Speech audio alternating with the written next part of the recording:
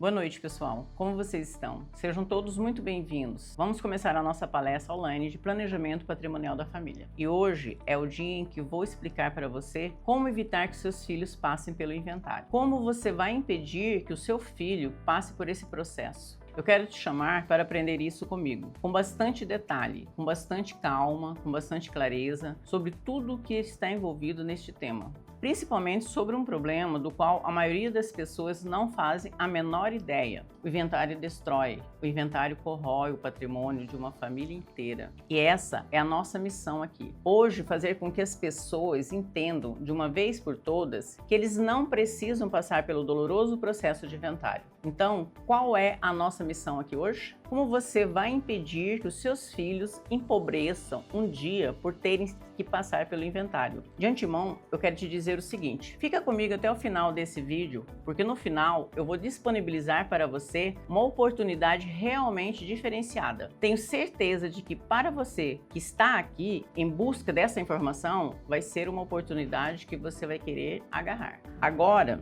eu tenho que te pedir uma coisa. O que a gente tem para conversar aqui hoje vai ser bem tenso. É algo que talvez você não esteja acostumado, algo que você nunca viu antes. Então é muito importante que você tenha 100% de atenção, porque se você vacilar, se você olhar para o lado, a coisa foge do controle. Então eu quero te pedir uma coisa. Pega o seu celular, eu sei que você vai colocar para vibrar, mas vira ele de cabeça para baixo. Por quê? Porque daqui a pouco a mensagem do WhatsApp vai chegar, você vai olhar de canto e pronto, perdeu a concentração. São 2, 3 minutos só para conseguir voltar a se concentrar. Então, foca muito aqui comigo. Presta bastante atenção em tudo que eu vou falar. Para você que está chegando agora e ainda não me conhece, meu nome é Selma Pinto de Arruda Guimarães, sou advogada, inscrita na OAB de Mato Grosso. Meu escritório fica em Juína e em Marabá. Sou advogada militante há mais de 2 décadas. Fui presidente da subseção da OAB Juína, Mato Grosso, por 2 gestões. Conselheira estadual por mais de 12 anos, tendo nessa trajetória de mais de 30 anos participado em diversas comissões temáticas junto à OAB de Mato Grosso. Sou associada da IMAM, Instituto de Advocacia e Network, onde sou presidente de comissão e hoje estou atuando nas áreas de sucessão e planejamento patrimonial. Ao longo do nosso encontro, nós vamos conversar sobre como evitar o inventário, como funciona esse sistema e como você pode usar isso a favor da sua família. Eu vou te mostrar algo que até pouco tempo atrás era acessível apenas às grandes fortunas, mas agora não. Graças à internet, você tem acesso a essa solução. Nós conseguimos levar essa informação até você. Você pode desligar esse vídeo, mas continuar aqui até o final é um ato de amor pelo seu filho, porque é ele que vai precisar disso um dia. Vou te fazer 5 perguntas e quero que você responda mentalmente. Você tem filho? Se tem, você já sabe que isso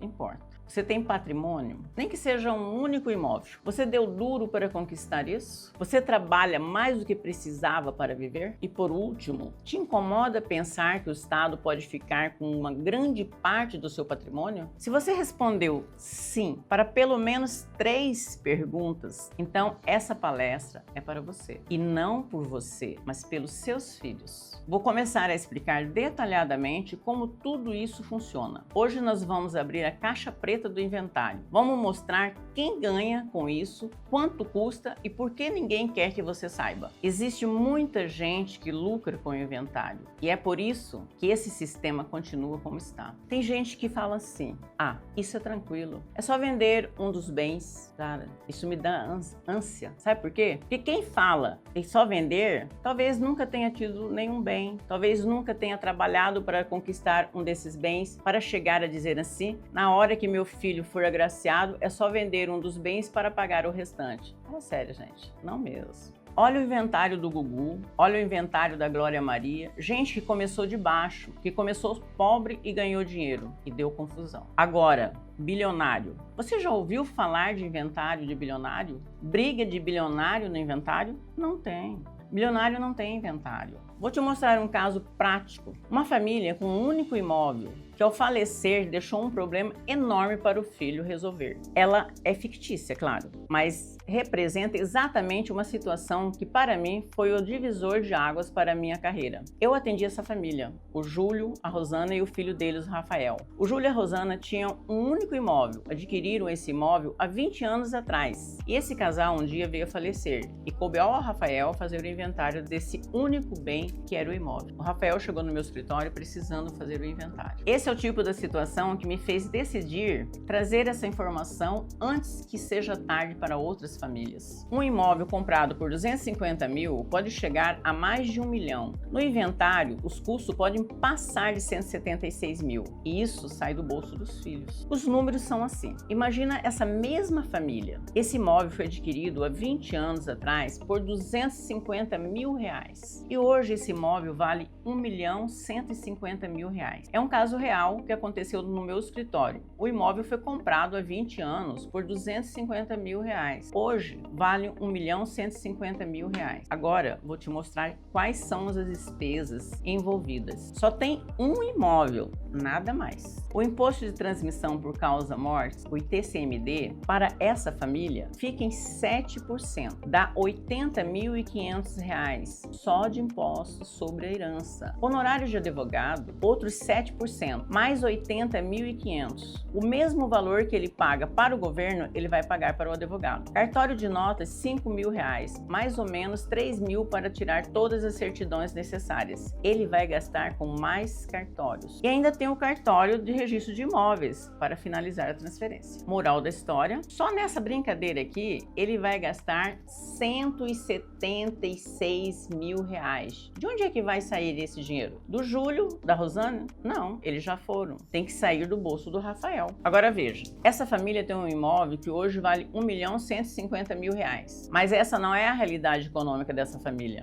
Essa família comprou o imóvel há 20 anos por 250 mil reais. A capacidade econômica dessa família é de quem comprou um imóvel de 250 mil reais. Não é de quem paga 1.150.000 reais. O valor de 1.150.000 reais foi a supervalorização ao longo das décadas. Não é a realidade financeira dessa família. E veja, é uma família que tudo que tem é um imóvel. De onde o Rafael vai tirar esse dinheiro? Olha só quem está ganhando. Aqui o governo, o advogado, o cartório, o outro cartório, uma pancada de outros cartórios. É um monte de gente que ganha muito dinheiro com isso. Ninguém quer que você saiba a verdade. Essa é a verdade. Não querem que você saiba. É muito dinheiro envolvido. Olha isso. 15% do patrimônio indo embora para nada. Só para passar por Rafael aquilo que já era dele. Já era dele. E agora? Veja o que vai caber ao Rafael. A única solução dele vai ser vender esse imóvel. O Rafael vai precisar vender o imóvel para pagar o inventário. Olha que loucura. O cara vai vender o imóvel para perder o imóvel. Não faz sentido. Ele só tem um bem e vai ter que vender esse bem para perder esse bem. E veja, quando o imóvel está em inventário, a venda é com deságio. Você só consegue vender para o investidor. Alguém que vai antecipar o dinheiro, mas não vai pegar as chaves agora. Vai esperar o inventário terminar. E ainda corre risco, porque o investidor não sabe se o inventário tem dívidas. Se houver dívidas, já era. Não vai poder fazer escritura. Por isso, o imóvel que valia 1.150.000 reais vai ser vendido por 920 mil reais, com desconto. E quando ele vender esse imóvel, ainda vai pagar ganho de capital de 15%, mais 15% indo embora. Vamos refazer as contas. O total dos gastos, que era 176 mil reais, vai para 276.500 reais. Só que o valor da venda não foi de 1.150.000 reais, foi de 920 mil reais. E desse valor, ele perde 276.500 reais em despesas. Saldo final do Rafael,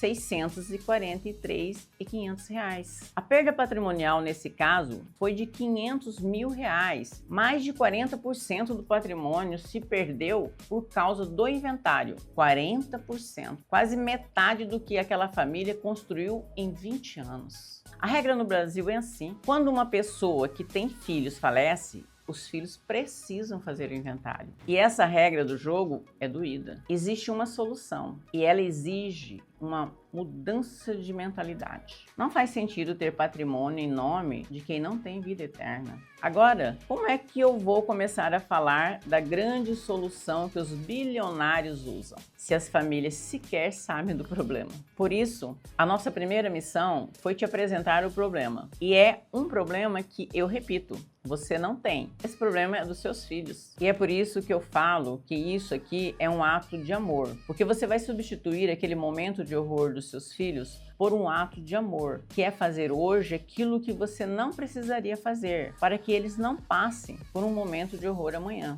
E como é que faz isso? Por meio de uma empresa. Olha que coisa interessante. É por meio de uma empresa que não faz nada. Ela não vai apertar um parafuso, ela não vai bater o prego, ela não vai exercer nenhuma atividade operacional. Tudo que essa empresa vai fazer é guardar o patrimônio da família. Aí você pode pensar, mas eu já tenho uma empresa, é um posto de gasolina que eu nem uso mais. Posso usar essa? Não, não faça isso. Não envolva seu patrimônio com algo que tem risco. É por natureza uma atividade de risco. Um posto de gasolina parece estável. Sim. E se houver uma greve dos caminhoneiros e o posto quebrar? E quem vendia picolé na praia? Veio a pandemia e ninguém pôde ir à praia. Com certeza você já viu essa situação. Toda atividade econômica é uma atividade de risco. Então, não misture seus bens com atividade de risco. O caminho correto é colocar os seus bens dentro de uma empresa que está autorizada por lei a existir sem exercer atividade operacional. Uma empresa que existe apenas para guardar o patrimônio. Agora veja como funciona na prática. Hoje você é dono de um imóvel. O que você vai fazer? Vai pegar esse imóvel e colocá-lo dentro dessa empresa, que funciona como se fosse um cofre. A diferença é que esse cofre não é físico, porque não existe cofre que caiba um imóvel. Mas juridicamente,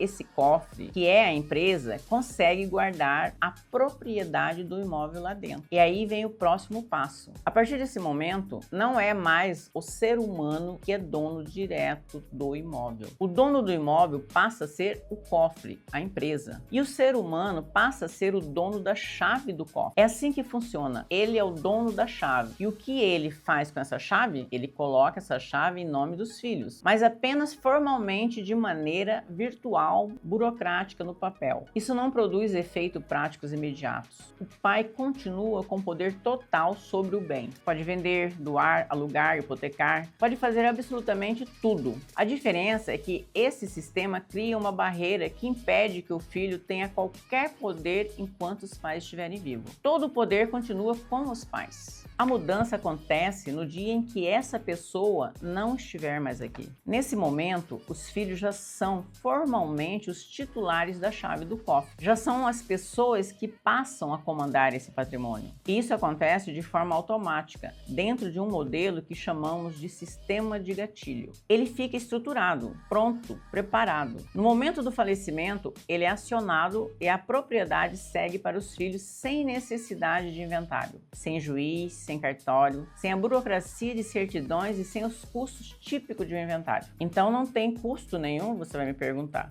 Claro que tem, mas é um custo muito menor. E agora vale a pena entender com clareza quais são esses custos, afinal. Esse sistema gera uma economia tributária muito significativa. Veja só, lembra dos custos do inventário? Aqueles R$ 276.500? Agora, se a pessoa adota esse sistema da holding, vamos observar quanto ele passa a gastar. Primeiro, o imposto ele cai para 4% sobre os 250 mil, que foi o valor de aquisição do imóvel. Olha a diferença. A alíquota é menor de 7% para 4% e a base de cálculo também diminui. Deixa de incidir sobre R$ 1.150.000 e passa a incidir sobre R$ 250.000. Resultado, o imposto cai de R$ 80.500 para R$ 10.000. Além disso, os honorários ficam em torno de R$ 25.000. Cartório de notas, 0. 7 certidões, 0. Registro de imóveis, cerca de R$ 3.000. E ganho de capital, 0.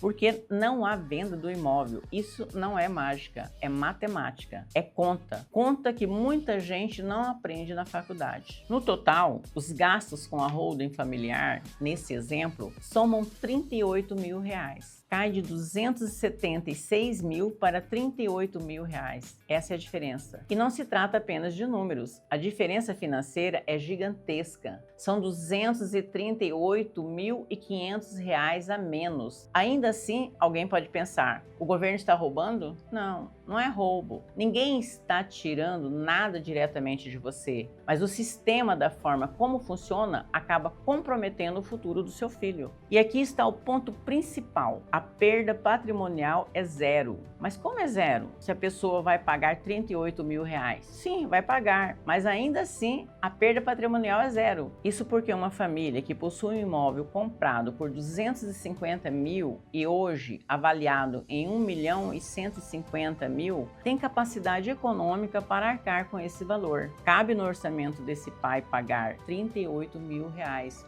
mesmo que de forma parcelada. Afinal, uma família que vive em um imóvel desse padrão normalmente possui bens, como um carro, que muitas vezes vale mais do que isso. Por isso, esse sistema é acessível para qualquer pessoa que tenha pelo menos um imóvel. E se alguém pergunta, mas se eu tenho 5, 6 imóveis, será que isso é para mim? A resposta é óbvia. É claro que é. Na verdade, não é nem você quem mais precisa disso, são os seus filhos. São eles que realmente precisam dessa estrutura. Afinal de contas, que sistema é esse? Eu já dei o spoiler. Você entendeu o que precisa, por que precisa e como fazer isso acontecer. Esse sistema se chama holding familiar. Talvez você já tenha ouvido falar, talvez não, mas mais importante do que uma definição técnica foi te mostrar na prática como ela funciona e para que ela serve, para evitar que a vida dos seus filhos seja impactada negativamente no futuro. É exatamente para isso que esse sistema serve. Uma holding familiar pode ser estruturada de forma simples com uma única empresa, ou pode envolver um modelo mais complexo, com 2, 3 ou várias empresas interligadas, dependendo do tamanho e da complexidade do patrimônio da família. Se o patrimônio é simples, a estrutura também será simples. Se for mais complexa, a organização acompanha esse nível de complexidade. Ponto central que você precisa entender é que esse sistema é para você, que ele cabe no seu bolso e que, embora antes fosse algo acessível apenas para bilionários, hoje não é mais. E há algo muito importante a destacar.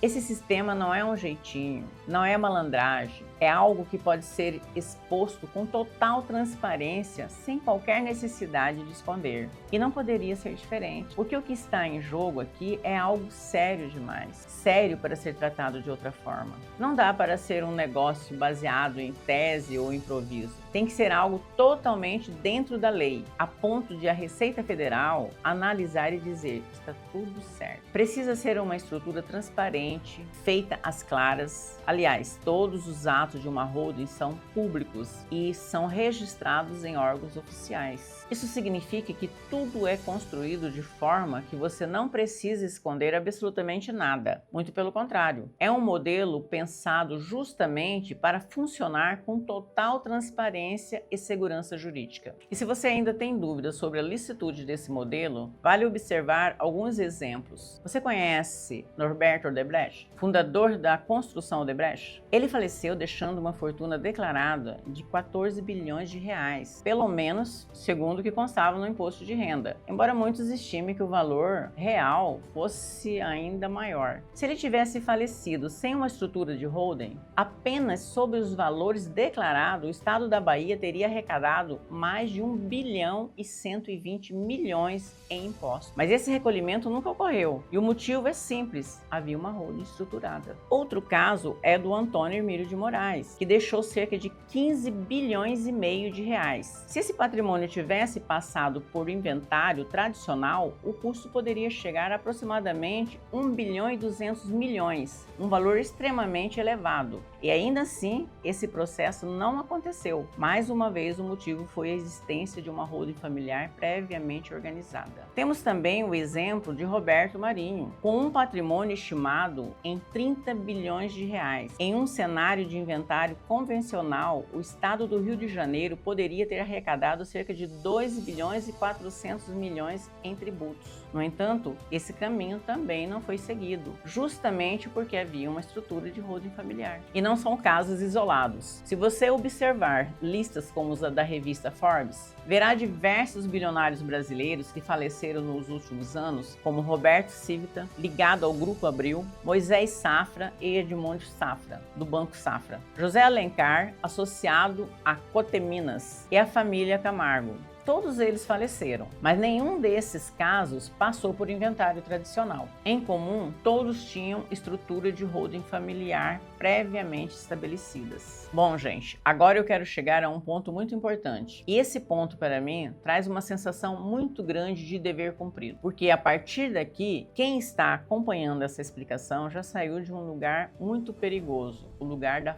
falta de informação. Eu quero deixar muito claro, eu não estou aqui para julgar ninguém. Cada pessoa está em uma fase, cada família tem uma realidade, cada história tem seus próprios desafios. Mas quando falamos de patrimônio, sucessão e proteção dos filhos, normalmente encontramos 3 grupos de pessoas. O primeiro grupo é o dos ignorantes no assunto. E aqui eu uso a palavra ignorante no sentido técnico, sem qualquer intenção ofensiva. Ignorante é simplesmente aquele que ignora determinado tema, que ainda não teve acesso à informação correta, ou que nunca parou para analisar com profundidade as consequências de algumas escolhas patrimoniais. Muitas dessas pessoas desse grupo acabam buscando caminhos tradicionais, porque foram as alternativas que sempre ouviram falar: doação, testamento, seguro de vida ou próprio inventário. E é importante dizer, esses instrumentos existem, podem ter utilidades em alguns casos e não devem ser tratados com desprezo. O problema é quando a pessoa acredita que eles resolvem tudo sem analisar os efeitos práticos, os custos, a burocracia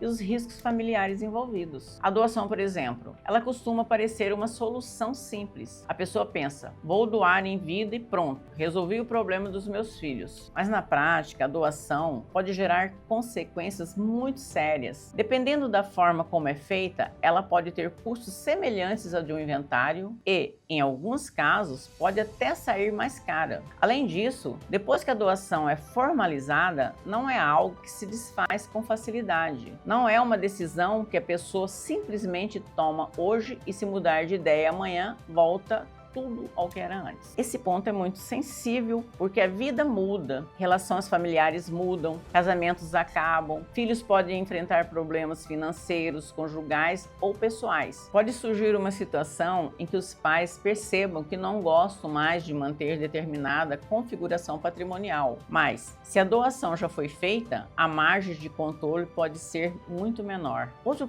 ponto importante é que na doação, dependendo da estrutura adotada, os pais podem acabar reduzindo o próprio poder de decisão sobre aquilo que construíram. No futuro, administrar ou dispor de determinado bem pode ser necessário contar com a anuência dos filhos ou até lidar com reflexos patrimoniais envolvendo cônjuge, genros e noras. E isso não significa presumir má fé de ninguém. Significa apenas reconhecer que o patrimônio da família passa a ficar conectado com outras relações, outros casamentos, outros interesses e outras circunstâncias que nem sempre estão sob o controle dos pais. Então, quando eu digo que a doação precisa ser vista com muito cuidado, não é porque ela seja sempre errada. É porque ela pode parecer simples na entrada, mas se tornar complexa na saída. Ela pode resolver uma parte do problema e criar outros, especialmente quando não existe uma estratégia mais ampla por detrás. O testamento também merece atenção. Muitas pessoas acreditam que, ao fazer um testamento, conseguiram evitar todo o desgaste sucessório. Só que o testamento, embora possa ser útil para organizar vontade e direcionar parte do patrimônio dentro dos limites legais, não elimina automaticamente a necessidade de procedimentos posteriores. Ele não significa por si só que os herdeiros estarão livres de burocracias, custos, prazos ou possíveis discussões. Na prática, o testamento pode registrar a vontade da pessoa, mas essa vontade ainda precisará ser cumprida dentro das regras legais e dos procedimentos adequados, ou seja, ele pode ajudar em determinado planejamento, mas não deve ser vendido como uma solução completa para evitar inventários, conflitos familiares ou desgastes emocional. Quando usado isoladamente, sem uma visão patrimonial mais ampla, ele pode deixar lacunas importantes. Por isso, tanto a doação quanto o testamento precisam ser analisados com responsabilidade. O problema não está apenas no instrumento em si, mas em utilizar uma ferramenta sem entender se ela é realmente adequada para aquela família. Uma família com imóveis, filhos casados, empresas, relações familiares sensíveis ou patrimônio construído ao longo de décadas precisa de uma análise mais estratégica e não de uma solução automática. Então, quando eu falo dos ignorantes no assunto, eu não estou falando de pessoas incapazes. Estou falando de pessoas que ainda não tinham recebido uma explicação completa. Quem está aqui agora já deu um passo importante, porque já não está mais no mesmo lugar de antes. O segundo grupo é dos procrastinadores. São aquelas pessoas que já entenderam que existe um risco, já perceberam que o inventário pode trazer custo, demora, burocracia e desgastes emocionais, mas ainda deixam para depois. E esse adiamento nem sempre acontece por descaso. Muitas vezes acontece por medo, por insegurança, por dúvidas familiares, por falta de tempo ou simplesmente porque falar sobre sucessão, morte e patrimônio não é confortável para ninguém. Mas o ponto é, quando a pessoa adia uma decisão importante, a vida continua acontecendo. O patrimônio continua exposto, a família continua sem uma estrutura clara e os filhos podem acabar recebendo no futuro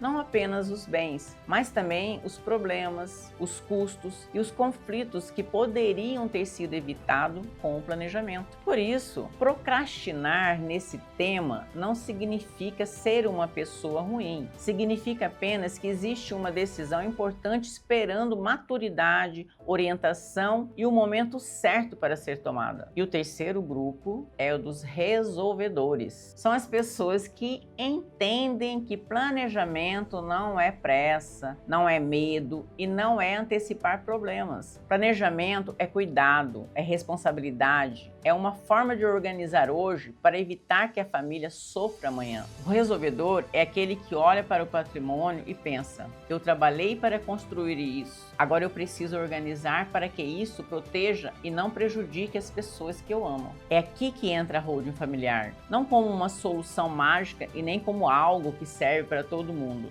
mas como uma estrutura que pode ser extremamente eficiente quando existe patrimônio, família e intenção de organizar a sucessão com mais segurança. A diferença é que, em vez de simplesmente transferir bens por doação ou registrar vontade em um testamento isolado, a holding familiar permite pensar em uma estrutura mais organizada. Ela pode reunir bens, definir regras de administração, prever critérios de sucessão, estabelecer limites, proteger determinadas situações familiares e dar mais clareza sobre como aquele patrimônio será conduzido ao longo do tempo. Enquanto a doação pode retirar dos pais parte do controle sobre o patrimônio, uma estrutura bem planejada pode permitir que eles mantenham poder de administração, definam regras e organizem a sucessão com mais previsibilidade. Enquanto o testamento pode expressar a vontade, mas ainda depender de procedimentos posteriores, a holding pode funcionar como uma organização patrimonial em vida, construída com antecedência e com regras claras. Mas é importante dizer, nem toda família precisa de uma holding. Nem todo patrimônio justifica uma holding e nem toda situação deve ser resolvida da mesma forma. É por isso que antes de qualquer decisão, o mais responsável é analisar a responsabilidade daquela família, os bens existentes, os objetivos dos pais, o perfil dos herdeiros, os riscos envolvidos e a viabilidade jurídica e econômica da estrutura. Por isso, para quem ouviu tudo isso e pensou, será que isso faz sentido para minha família? O próximo passo passo não é contrair algo às cegas. O próximo passo é fazer uma sessão de viabilidade. A sessão de viabilidade serve justamente para entender se essa estratégia se aplica ao seu caso. É uma análise inicial para verificar se a holding familiar é adequada, se existem riscos específicos, se há economia possível, se há necessidade de proteção sucessória e se a estrutura realmente faz sentido para a sua realidade. Então, se você está no grupo das pessoas que agora têm informação, mas ainda não sabem qual caminho seguir, essa sessão existe para trazer clareza. Não é uma promessa genérica, não é uma fórmula pronta, é uma avaliação responsável para saber se vale a pena avançar ou se, no seu caso, outro caminho pode ser mais adequado. No fim, o objetivo é que você tenha informação suficiente para proteger sua família com consciência, segurança e responsabilidade. Bom, gente, eu vou seguir agora para um ponto que me traz uma sensação muito grande de felicidade, porque é justamente aqui que a gente rompe uma barreira importante e é essencial deixar algo muito claro. Eu não estou aqui para vender nada, nem poderia. Eu não estou aqui como professora anunciando cursos ou fazendo qualquer tipo de oferta. Estou aqui como advogada, com o objetivo de gerar informações para as pessoas. Nesse contexto, inclusive, existem regras bem definidas. O Código de Ética e Disciplina da OAB é bastante claro ao proibir o uso desse tipo de espaço para fins comerciais. Ou seja, eu não posso chegar aqui e dizer, me contrate, me procurem, ou qualquer coisa nesse sentido. Isso é expressamente vedado. O meu papel aqui é exclusivamente informativo, porque eu sei que quanto mais pessoas tiverem acesso a esse conhecimento, mais elas poderão tomar decisões conscientes. Naturalmente, algumas podem acabar me procurando depois, e está tudo bem, mas essa não é a finalidade principal. Mas atenção, se eu não te explicar algo muito importante agora, você corre o risco de cair sem perceber no grupo dos procrastinadores. Quem pensa, agora eu sei, mas faço isso depois, está assumindo um risco enorme. E que risco é esse? O imposto sobre herança. Ele está com grande chance de aumentar. Aliás, hoje já não é mais uma possibilidade, é uma tendência bastante concreta. Vamos entender o porquê. O imposto sobre herança é de competência dos estados, mas a alíquota máxima é definida pelo Senado Federal, conforme previsto na Constituição. Atualmente, vigora no Brasil uma resolução de 1992 que estabelece o teto máximo em 8%. E por isso que os estados como Mato Grosso, Rio de Janeiro, Ceará, Bahia, Santa Catarina e Goiás praticam essa alíquota. Não por escolha, mas porque é o limite permitido. Em Mato Grosso, por exemplo, a alíquota máxima do ITCMD é de 8%, mas esse percentual também pode aumentar. Existe um órgão chamado CONFAZ, que é o Conselho Nacional de Política Fazendária, que reúne os ministros da Fazenda e os secretários de Fazendas dos 27 estados. Esse órgão apresentou uma proposta unânime para elevar o teto do imposto de 8% para 20%. E como funciona isso no Senado? Diferente de um projeto de lei comum, uma resolução não precisa passar pela Câmara nem de sanção presidencial. Se for aprovado lá no Senado, entra em vigor rapidamente. Para aprovação, basta maioria simples. Com 41 senadores presentes, apenas 21 votos favoráveis já são suficientes. Considerando que a proposta foi assinada por todos os secretários estaduais de Fazenda, é possível perceber como essa mudança pode acontecer com relativa facilidade. Alguns podem pensar que um aumento de 8% para 20% geraria grande debate público. No entanto, o argumento utilizado pelo governo é simples. O Brasil está entre os países que menos tributam a herança no mundo. Em países como França, Japão, Alemanha, Suíça, Reino Unido, Estados Unidos e até no Chile, as alíquotas são significativamente maiores. Mesmo com um percentual aumento para 20%, o Brasil ainda estaria abaixo de muitos desses países. Outro ponto importante, esperar o aumento para depois estruturar uma holding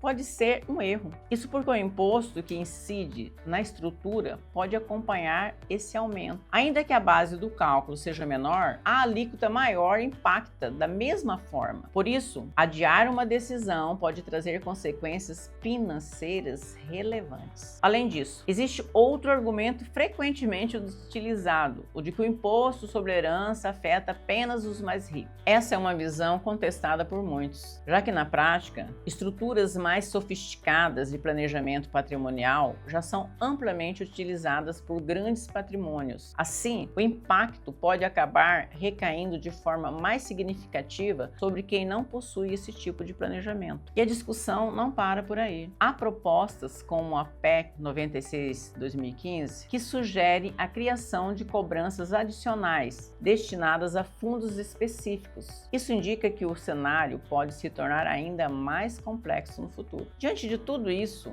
o ponto central é evitar cair na armadilha da procrastinação. Esse é um tema que envolve tempo, planejamento e estratégia. E deixar para depois pode limitar as possibilidades disponíveis. Agora você deve estar se perguntando: será que ela vai deixar o contato do escritório? Mas não posso fazer isso por conta das regras do Código de Ética da OAB. O que eu posso fazer e vou fazer é deixar na descrição deste vídeo um link para quem se interessou em dar o próximo passo. Esse link é especialmente para você que se identificou como alguém que resolve, que entendeu a importância do tema e quer agir. Por meio dele, você consegue agendar uma sessão de viabilidade diretamente pelo site do escritório. Esse atendimento é individualizado, pode ser presencial em Juína ou online por videoconferência para qualquer local do Brasil, conforme for mais conveniente para você. Nessa sessão de viabilidade, eu vou te ouvir com calma, entender a sua estrutura familiar, o seu patrimônio e a sua realidade. A partir disso, vou te entregar um diagnóstico sincero. Se a holding familiar for de fato o melhor caminho, seguimos nessa direção. Se não for, eu vou te orientar com honestidade sobre qual a melhor alternativa para o seu caso. Esse é o compromisso do escritório: atuar com sinceridade, honestidade e profundidade técnica. Para quem está acompanhando agora, eu vou abrir uma condição diferenciada. A sessão de viabilidade estará disponível por um valor mais acessível do que o praticado normalmente no escritório, que é de R$ 1.200. Será apenas R$ 600, mas é importante dizer que essa condição é pelo prazo de 10 dias ou até quando durar as vagas, e as vagas são limitadas, justamente porque o atendimento é personalizado. Eu realmente não consigo atender todo mundo. Então, se fizer sentido para você, o ideal é agir com rapidez. Se você estiver assistindo pelo computador, o link está logo abaixo na descrição do vídeo. Se estiver pelo celular, basta abrir a descrição e clicar no link. Ele vai te direcionar diretamente para o site do escritório, onde você poderá solicitar o agendamento da sessão de viabilidade com essa condição especial. É só acessar o link e seguir o passo a passo. Bom, gente, o que mais eu tenho para dizer aqui? Tem pessoas que acabam deixando para depois. E se esse for o seu caso, tudo bem, eu entendo, de verdade. Cada um tem seu tempo. Mas, se você ficou comigo até agora, tudo que foi apresentado fez sentido, então vale a pena considerar essa oportunidade com atenção. É algo que, sinceramente, eu gostaria de oferecer para muitos, mas como o atendimento é pessoal e individualizado, não é possível atender todo mundo. Por isso, se fizer sentido para você, não deixe essa chance passar. Inclusive, porque a oferta é limitada e eu preciso garantir a qualidade do atendimento para quem for atendido. Então, se você decidiu agir, o ideal é fazer isso agora. O atendimento funciona de forma simples. É feito por videoconferência, geralmente via Zoom ou Meet. A conversa é exclusiva, individual e conduzida com calma. Você pode, inclusive, trazer outras pessoas para participar, seu cônjuge, filhos, adultos, contador, advogado ou quem fizer sentido para você. A decisão é sua. O objetivo é conseguir ajudar você, sua família e principalmente dar mais segurança para o futuro dos seus filhos. Bom, gente, eu encerro com muita satisfação por ter conseguido compartilhar algo que pode gerar transformação. Talvez não seja uma mudança gigantesca em todos os aspectos, mas certamente é algo que pode impactar positivamente a vida dos seus filhos, especialmente em um momento em que você não estará mais presente para conduzir as decisões por eles. Se esse é o seu caso, vale refletir sobre como evitar que eles enfrentem o cenário mais difícil possível por falta de planejamento. Esse é um tema que exige ação, especialmente diante das discussões recentes sobre a reforma tributária e possíveis aumentos de alíquotas. Agir antes pode representar uma diferença relevante no custo e na estrutura. O link para agendamento está disponível na descrição. Se você decidir avançar, basta acessá-lo e seguir o processo. Será um prazer poder te conhecer e entender o seu caso. Eu me despeço com um grande abraço. Muito obrigada por ter acompanhado até aqui e desejo tudo de melhor para você e sua família. Até breve.